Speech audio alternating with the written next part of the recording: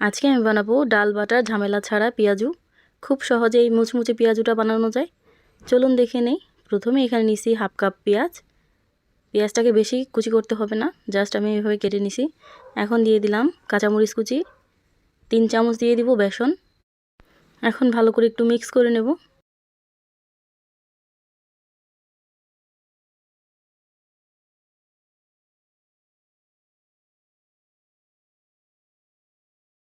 Half চামচ দিয়ে দিব আদা রসুন বাটা, পরিমাণ মতো লবণ দিয়ে দিব, 1 চামচ দিয়ে দিব হলুদ মরিচের গুঁড়া, জিরা ফাঁকি দিব, দেব একটুখানি গরম মশলা গুঁড়া। এখন হাত দিয়ে একটু ভালো করে মিশিয়ে নিব। দিয়ে দিব ধনিয়া পাতা কুচি। এখন পরিমাণ মতো পানি দিয়ে গুলিয়ে নিব।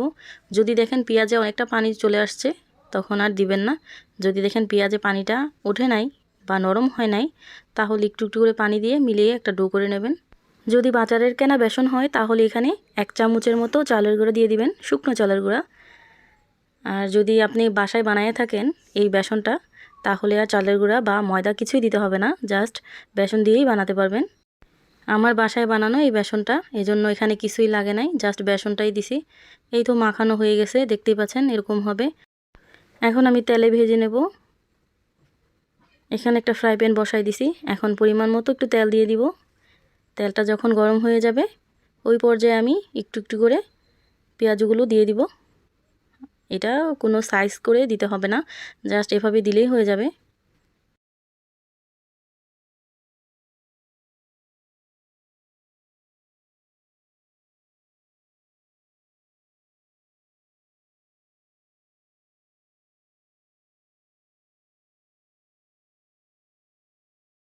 এই তো আমি সবগুলো পেঁয়াজও এভাবে দিয়ে দিছি। চুলার আঁচটা মিডিয়াম টু লো হিটে রান্না করবেন, তাহলে মুচমুচো হবে। উল্টিয়ে পাল্টিয়ে গোল্ডেন ব্রাউন করে আমি ভেজে নেব। এই তো ভাজা হয়ে গেছে, এখন আমি সবগুলোকে উঠিয়ে নিব। কত ইজি না এভাবে বানালে, ডাল বাটার কোনো ঝামেলা নাই, কিন্তু একদম পারফেক্ট হবে, বাজারের মতো মুচমুচেও হবে। বাসায় একদিন ট্রাই করে দেখবেন।